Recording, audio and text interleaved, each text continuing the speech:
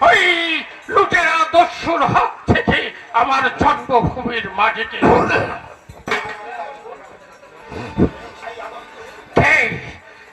সেই আগন্তুক আজ পর্যন্ত তার কোনো পরিচয় রহস্য আমরা উদ্ধার করতে পারিনি জনাব। পরিচয় রহস্য উদ্ধারের চেয়েও বেশি প্রয়োজন আমার দেশের অসংখ্য অবহন্তা হিন্দু রমণীদের সঙ্গে রতন দেবের স্ত্রী সীতার উদ্ধার। মহারাজ, আমি তোমাদের আদেশ দিয়েছিলাম যেখান থেকে হোক যেভাবেই হোক অবহন্তা নারীদের উদ্ধার করতেই হবে। আর তোমরা রাত আদেশ অমান্য করে হাত পা গুটিয়ে নিশ্চুপ হয়ে বসে আছো। নীরবে আমরা বসে নেই মহারাজ। আপনার আদেশে তন্ন তন্ন করে সেই শয়তান দস্যু নাসিরকে আমরা অন্বেষণ করেছি, কিন্তু তার কোনো সন্ধান আমরা করতে পারিনি। আরে বললে চলবে না চন্দ্রকান্ত, সন্ধান হবার চাই ওই লুটেরা কালরাউকে জীবিত অথবা মৃত আমি দেখতে চাই। এমন ভাবে আপনি ভাববেন না মহারাজ। যেভাবেই হোক 7 দিনের মধ্যে সেই লুটেরা জল্লাদ দস্যু নাসিরকে আমি খুঁজে বার করবই করব। আর কবে করবে চন্দ্রকান্ত? দিনের পর দিন ওই দস্যুটা আমার প্রজাদের জীবন নিয়ে ঝিরিমিরি খেলছে। অস্থির গ্রামবাসীদের ঘর বাড়ি জ্বালিয়ে পুড়িয়ে ছাই করে মন্দির অপবিত্র করে লুট করছে দেবত্ব সম্পদ। অসংখ্য হিন্দু রমণী তার কামান হলে পুড়ে আত্মআহুতি দিচ্ছে। আর তোমরা না না না, আমি তোমাদের কোনো কথা শুনতে চাই না। আমি চাই ওই শয়তানের ছিন্ন শির। এমন ভাবে ক্ষিপ্ত হয়ে ওঠা আপনার বোধহয় ভুল মহারাজ। হ্যাঁ ভুল। বর্তমানে উদয়গড়ের চেয়ে নাসির খান শক্তি অনেক বেশি। তাই আমি বলছিলাম অকারণে আগন্তুকের সঙ্গে শত্রুতা না করে তার সঙ্গে মিত্রতা করাই শ্রেয়। কি বলছেন আপনি? ওই নরঘাতক দস্যুকে শাস্তি না দিয়ে তার সঙ্গে আমরা করবো মিত্রতা?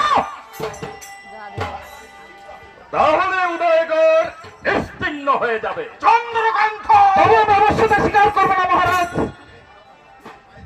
যে শয়তান বিনা দোষে আমাদের দেশের মা বোনদের ইজ্জত নিয়ে ছিনিমিনি খেলবে, তাদের আমরা কিছু চাই ক্ষমা করবো না। প্রয়োজনে আমরা প্রাণ দেবো মহারাজ, তবু ওই বিধর্মী দস্যুর কাছে মাথা নত করে আমরা বর্ষতা স্বীকার করবো না। অকারণে যুদ্ধ বিগ্রহ অশান্তি আমি পছন্দ করি না মহারাজ। আমি বলছিলাম নাসির খাঁ যাদের উপর অত্যাচার করেছে তারা এদেশের সাধারণ প্রজা মাত্র। তাছাড়া আমাদের তো কোনো ক্ষতি করেনি। তাই বলছিলাম অকারণে নাসির খাঁর সঙ্গে শত্রুতা না করে তার সঙ্গে মিত্রতা করাই স্থাপন করা ভালো। মহারাজ, মহারাজ বলেই অবাক বিস্ময়ে আমার দিকে তাকিয়ে আছো কেন? চন্দ্রকান্ত, চন্দ্রকান্ত তো উত্তম প্রস্তাবই দিয়েছে।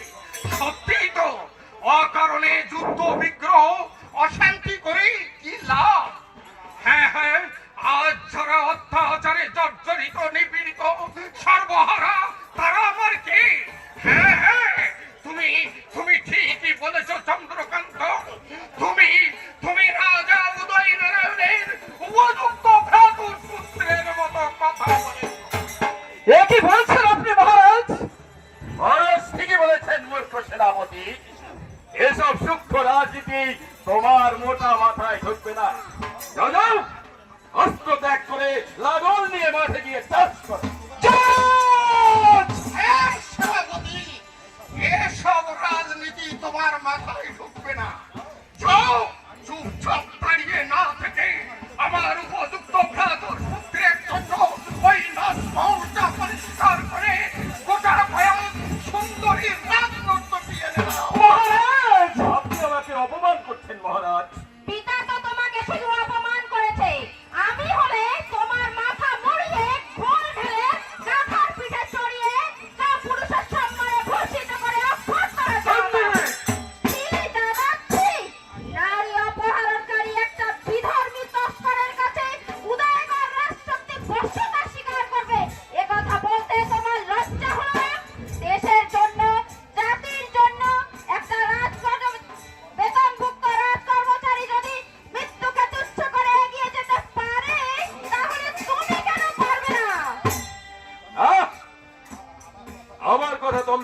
পারছো না। নাসির খান এমন শক্তি, তার তার মোকাবিলা করা উদয়গড়ের সাধ্য নেই।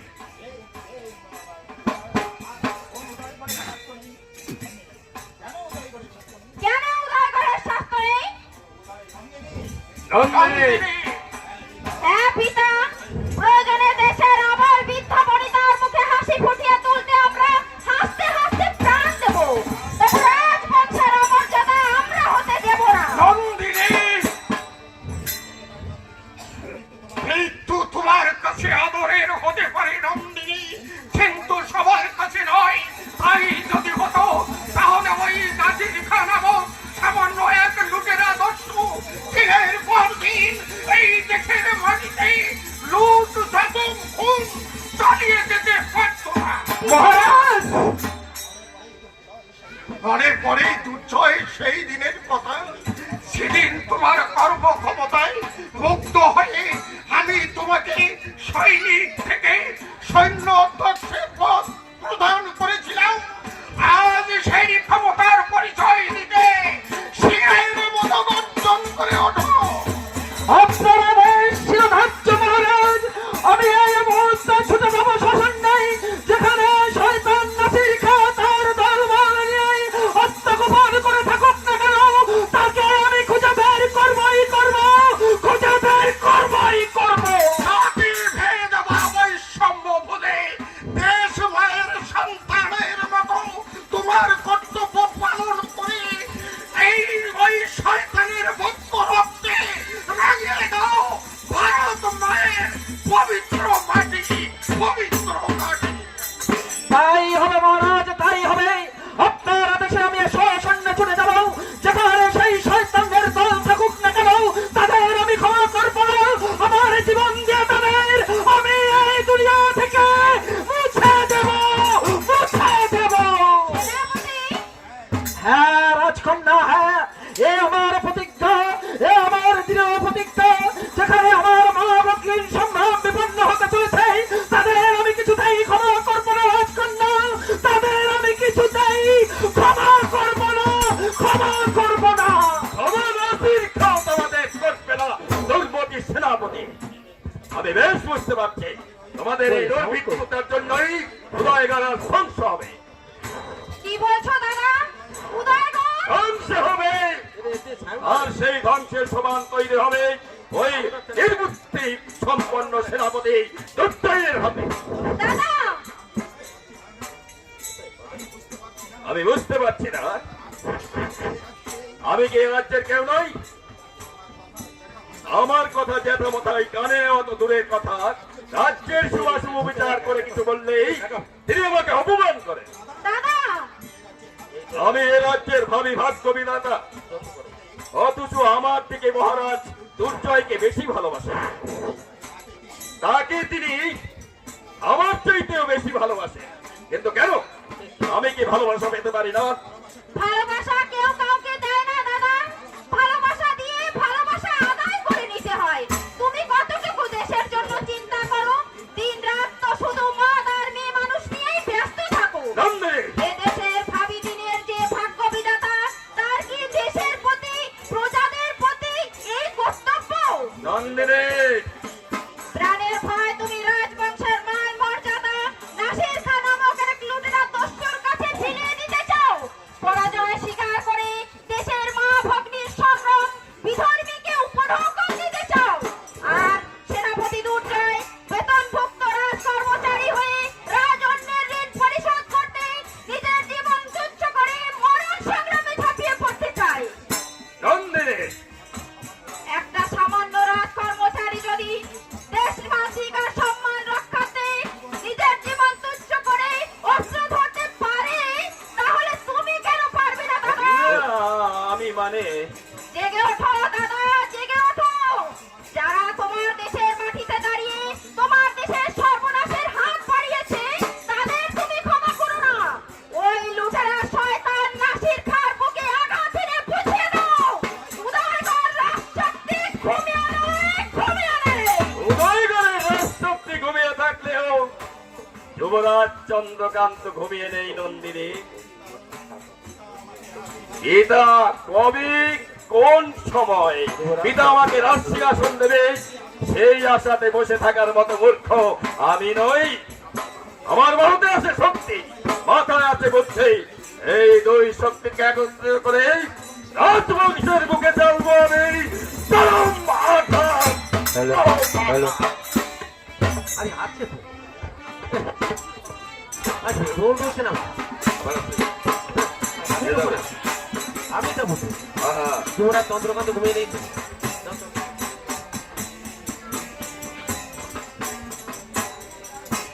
আমার তো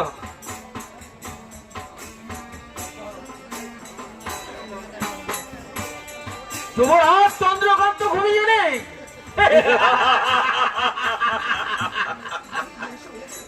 আরে এসো এসো চূড়ামণি, মনে মনে আমি তোমার কথাই ভাবছিলাম।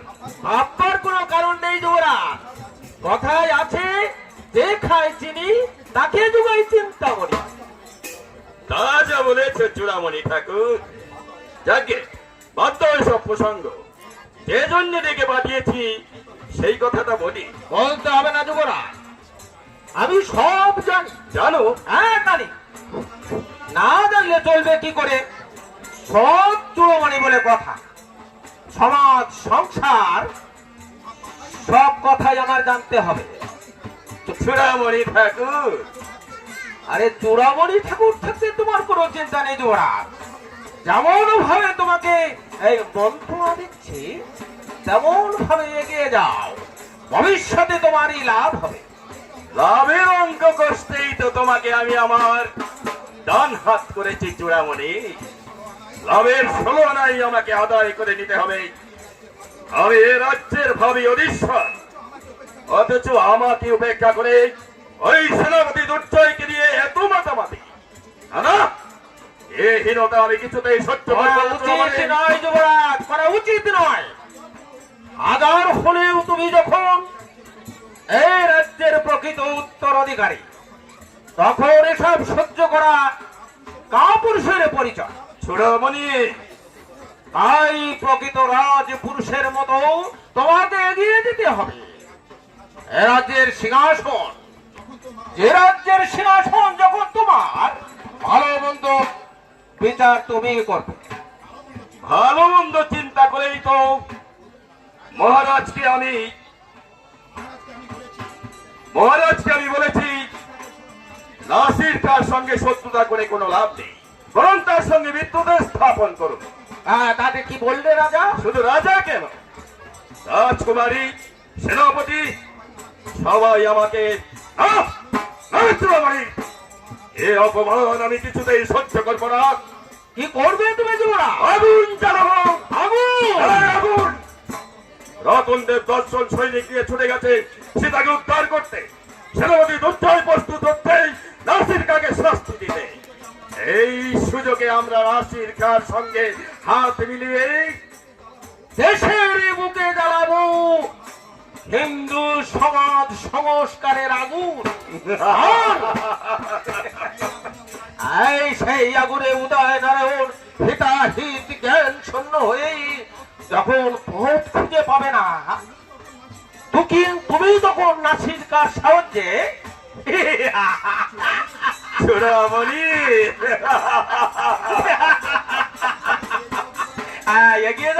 এগিয়ে যাও যুবরাজ। এই পথেই বীর পুরুষের মতো এগিয়ে যাও, তবে এই অধমকে যেন ভুলে যাও না না, আমি যদি রাজ্য ও রাজসিংহাসন পাই তাহলে তুমি হবে আমার মন্ত্রণাদাতা মহামন্ত্রী। মন্ত্রী।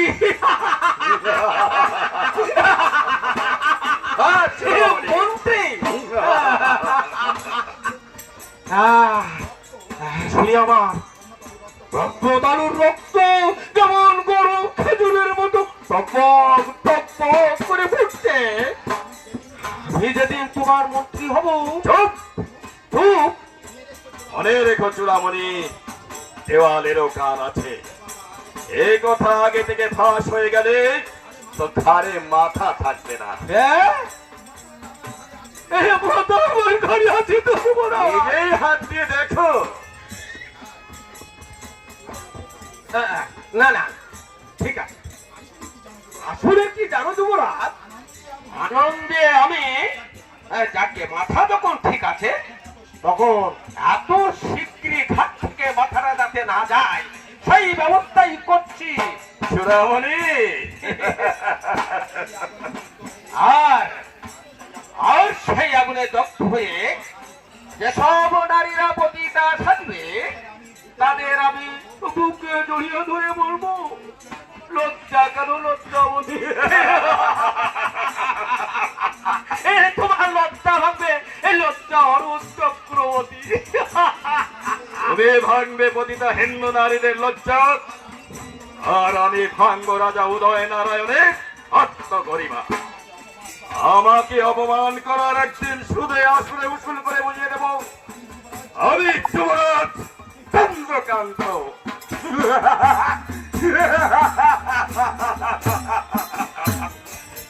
ওই জায়গা না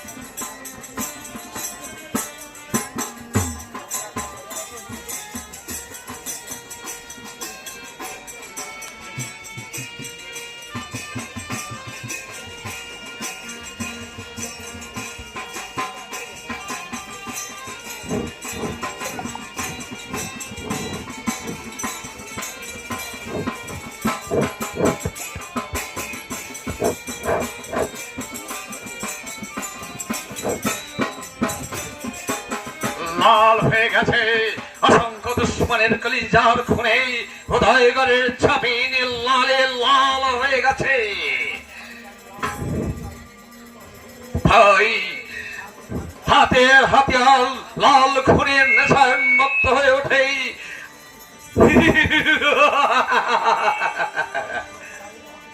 প্রতিশোধ চাই, প্রতিশোধ, লাল খুনে মেটাতে চাই আমার প্রতিহিংসার আগুন।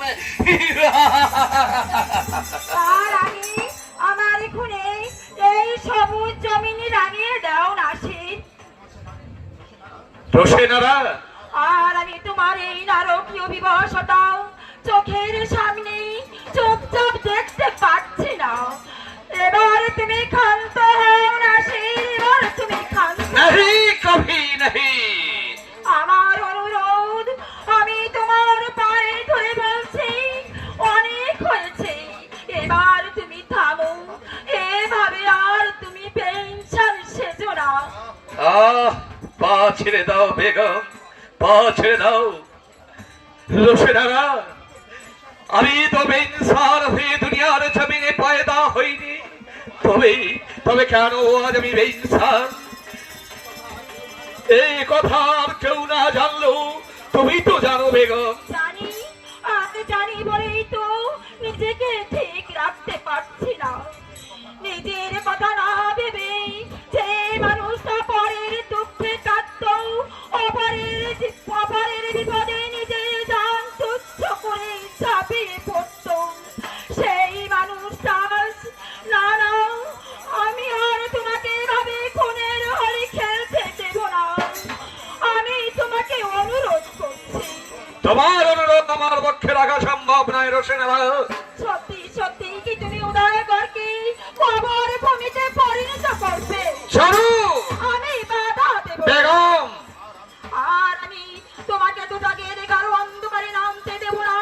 প্রয়োজন যদি হয় তোমার হাত ধরে দেশের মাটি ছেড়ে দূরে কোথাও চলে যাব, তবু আমি বেঁচে থাকতে এইভাবে তোমাকে পাপের পথে পা বাড়াতে দেব না। পাপ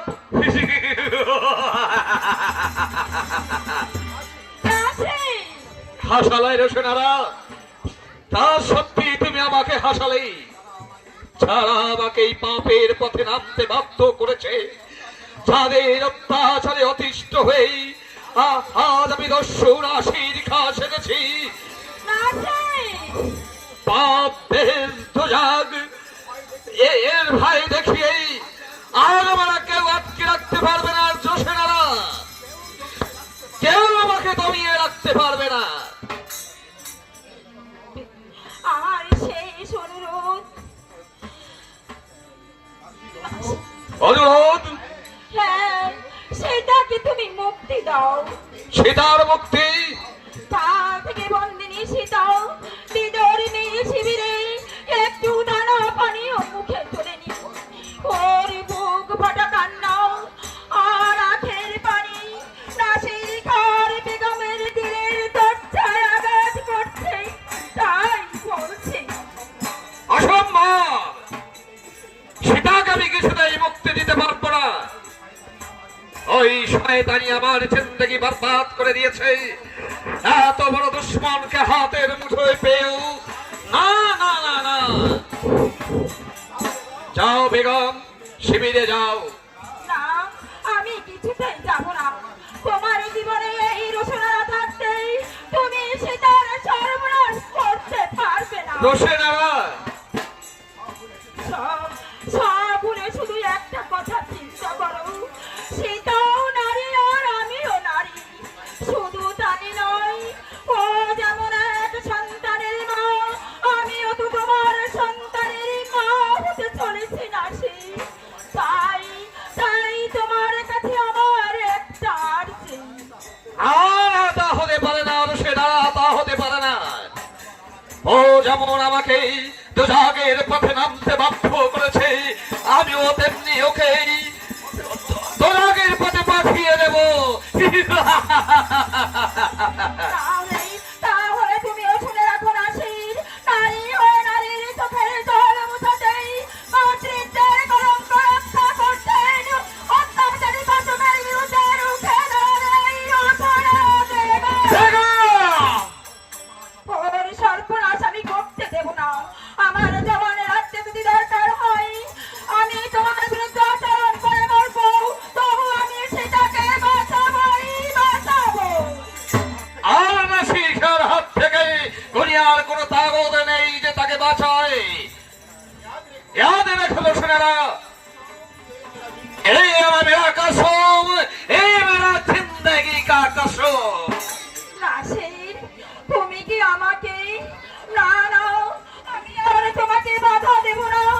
যা ভালোবাসো তাই তুমি করো নাসির, তাই তুমি করো। কেন দেবে না বাধা? আমিও তো মানুষ, তবে কেন আর আমি রক্ত পিপাসু জানোয়ার সেরেছি? এক ইনসানের মনুষ্যত্ব আমার গলা টিপে ধরে বলে, নাসির তুমি ভুল করছো। সঙ্গে সঙ্গে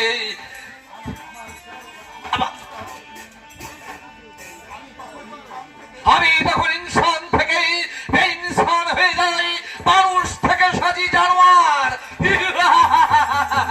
এই, কোথায় সেই জানোয়ার যে আমাকে বিনা দোষে বিনা অপরাধে ধরে নেই এই শিবিরে বন্দী করে রেখেছে? তোমার সম্মুখে। কি বিবাস মূর্তি তোমার? আমার মুখের দিকে চাগিয়ে ভয় পেয়ে গেলে ব্রাহ্মণ ঘরণী সীতা, অথচ এই মুখে একদিন আদর করে হারে পড়িনি তোমার এই নরম ঠোঁটের চুম্বনের আলপনা এঁকে দিতে। আজ আজ তাকে দেখে তুমি ভয় পেয়ে গেলে।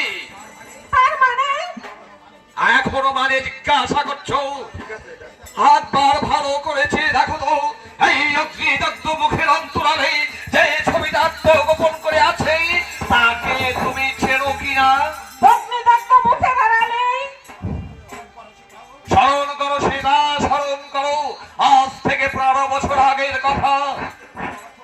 15 বছর আগে? হ্যাঁ, হ্যাঁ হ্যাঁ, মনে পড়েছে, চিনতে পেরেছি তোমাকে। তুমি কি তবে? চুপ!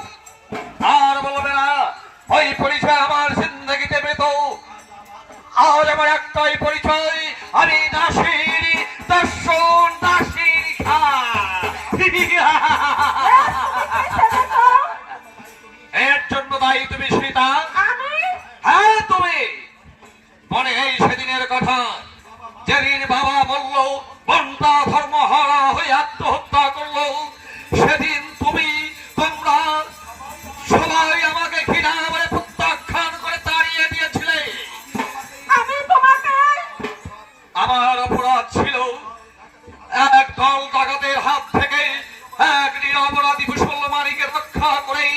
আমার ঘরে এক রাত্র আশ্রয় দেওয়া, আমার সেই অপরাধে আমার বহিন আমার বাপ আগালে চলে যেতে হয় এই পৃথিবী ছেড়ে। দিঘি ভ্রান্ত উল্কার মতন যখন তোমার কাছে ছুটে গেলাম সারার আশায়, তখন তুমি আমাকে খামোশ, ওই নামে আমাকে রাখবে না। ওই নামটা আমার জিন্দগি থেকে অনেক আগেই মুছে গেছে। আজ আমার পরিচয় নাসির খা। আমি দস্যু নাসির খা। আমাকে এভাবে ধরে এনে বন্দি করে রেখেছো কেন? তোমার দেহে কলঙ্কের কালি মেখাই মাখিয়ে তোমার সুখের সংসার বরবাদ করে দেবার জন্য। জি, मैं हूँ শয়তান লুটেরা বেইনসান। একদিন ভালোবাসা দিয়ে আদায় করবো যা ভেবেছিলাম, আজ তো আমি জোর করে আদায় করবো। আমি তোমার পায়ে ধরি, আমার নারীত্ব কেড়ে নিয়ে মাতৃত্বকে কলুষিত করো না। দয়া করে আমাকে আমার স্বামীর ঘরে ফিরে যেতে দাও। স্বামীর ঘর? নাসির খা, স্বামী সংসার পেয়ে আজ তুমি সুখী, ভেঙে টুকরো টুকরো করে দেবো তোমার সুখের ঘর। এসো আমার বুকে এসো। কে? ও হিসাব রক্ষক ব্রাহ্মণ রতন দেব শর্মা। আমাকে বাঁচাও স্বামী, আমাকে রক্ষা করো। ভয় নেই সীতা, আমি যখন অস্ত্র হাতে ছুটে এসেছি, এই শয়তানের সাধ্য হবে না তোমার কেশাগ্রে স্পর্শ করে। তাই নাকি? আমার হাত থেকে নারীকে রক্ষা করবে কে? আমি। শুধু তাই নয় নাসির খা, মা ভগ্নের সম্মান রক্ষা করতে আমি একাই যথেষ্ট। আর আমার সঙ্গে ছুটে এসেছে বামুন গায়ের 10 জন সৈনিক।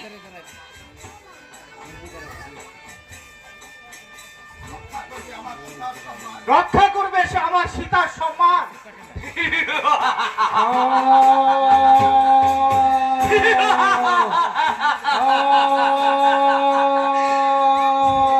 কি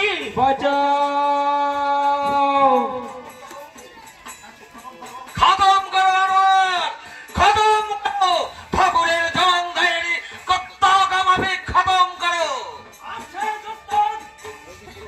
শেষ? এই কাফেরটার সঙ্গে 10 জন জওয়ান এসেছিল, আমরা তাদের জাহান্নামে বাঁচিয়ে দিয়েছি। बहुत अच्छा कुर्बान है, बहुत अच्छा আনোয়ার। রতন দেব শর্মা, তোমার 10 জন সঙ্গে জাহান্নামে চলে গেছে, এবার তোমার পালা।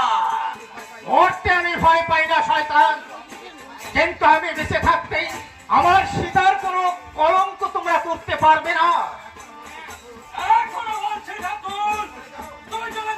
না, আমি যাব না। তাহলে প্রাণ দিতে হবে। তাই দেব। তবু তোমাদের মতো জানোয়ারের হাতে আমার সীতাকে তুলে দিয়ে আমি প্রাণে বাঁচতে পারবো না। বটে, এত বড় স্পর্ধা। আমি জানোয়ার।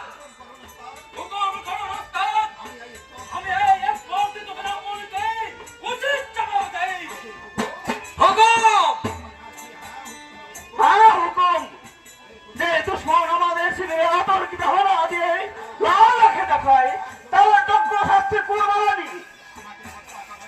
আমাকে হত্যা করার আগেই তোমরা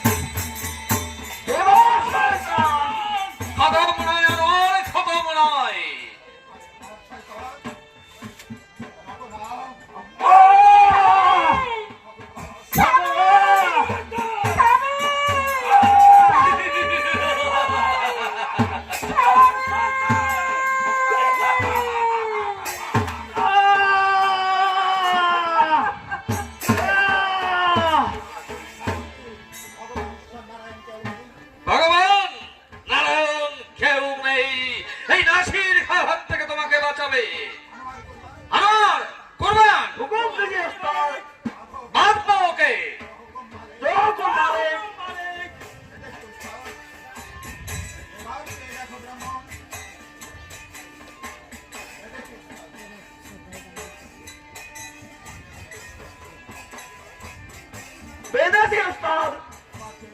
এবার সে দেখো ব্রাহ্মণ, তোমার সামনে তোমার স্ত্রীকে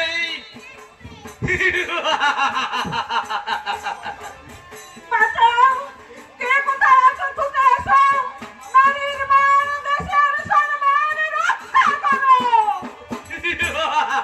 হত্যা শয়তান, এসো। তবে জেনে রেখো, পৃথিবী এখন কন্যা সুন্দর করে আলো দিচ্ছে। কন্যা সুন্দর করে আলো দিচ্ছে। তখন নারীর চোখের জালি হবে তোমার জীবনের কাল।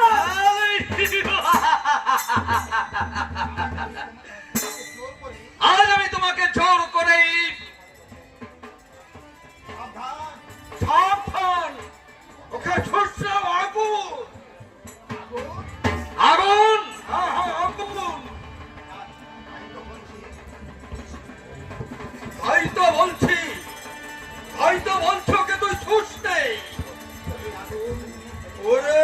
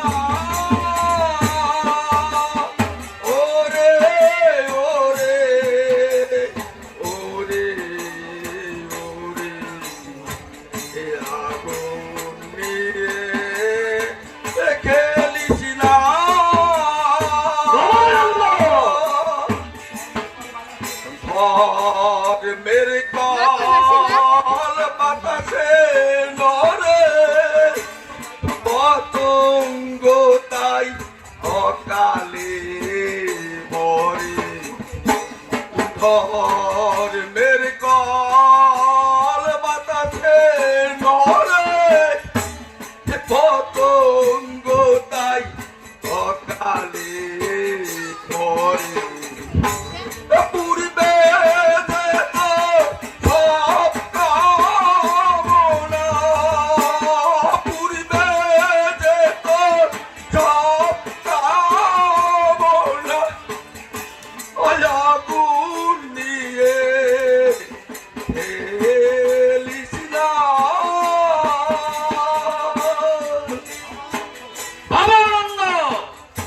এটা নাসিরের সংলাপ।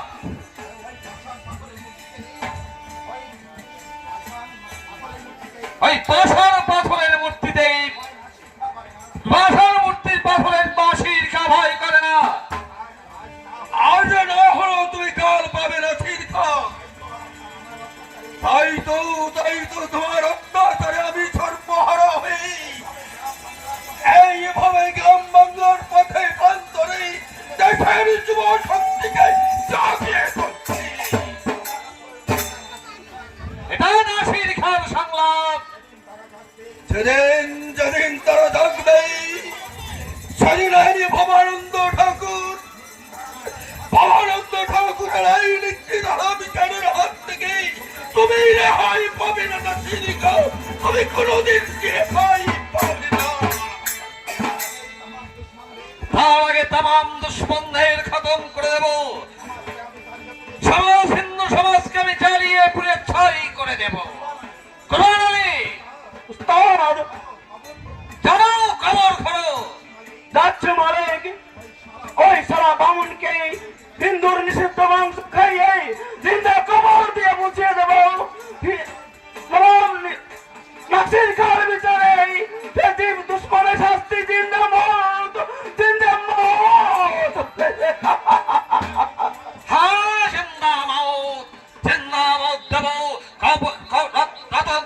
কবর চাপা দেব, তার আগে এই সীতার কাপড়টা খুলে নিয়ে সম্পূর্ণ উলঙ্গ করে দেওয়া আমার। তারপর ওই নাঙা দেহটাকে আমি এবার সীতা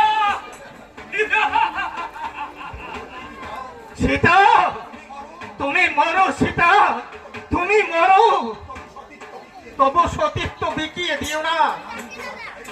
আমি তোমার পায়ে ধরি, আমার প্রাণের বিনিময়ে আমার স্বামীর প্রাণ ভিক্ষা দাও।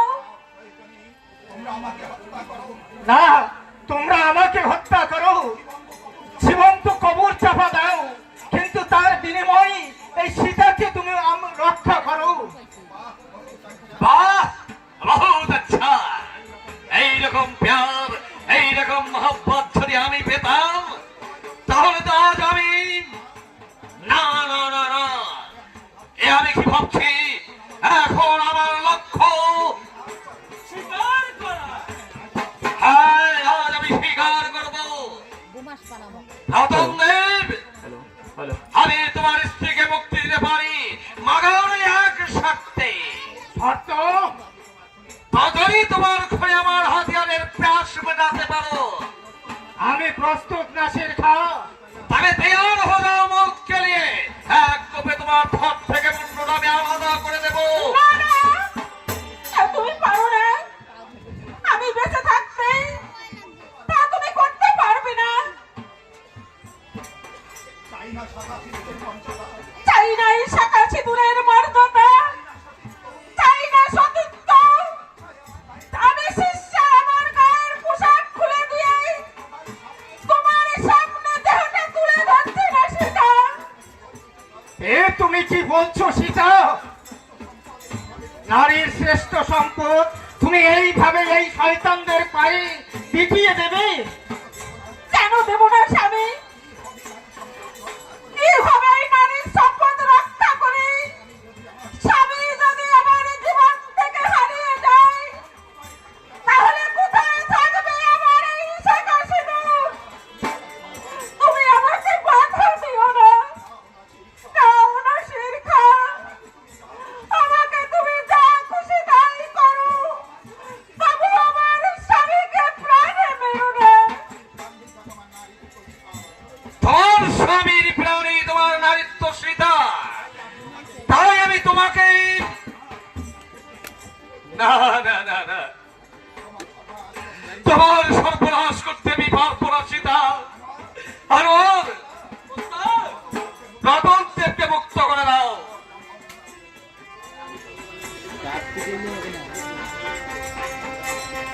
যাও ব্রাহ্মণ, তোমার স্ত্রীকে নিয়ে ঘরে ফিরে যাও।